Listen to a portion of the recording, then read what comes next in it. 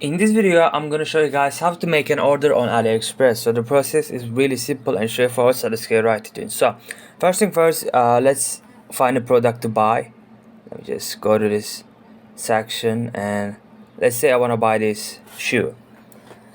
So once you click on the shoe, you're gonna be taken to this page where you can find everything about every single information about the shoe. You can choose the color and stuff, or sorry, you can also choose the size and stuff, but I'm gonna leave everything as it is.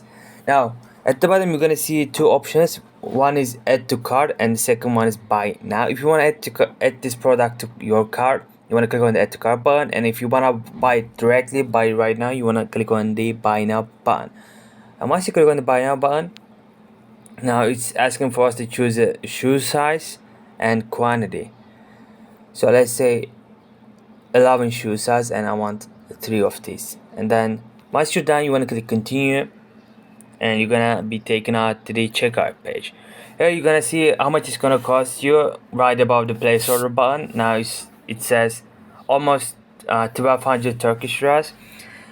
So in order to place the order, you want to click on the orange place order button right here, and once you enter your card information on this page, you want to click the confirm button and the order will be placed.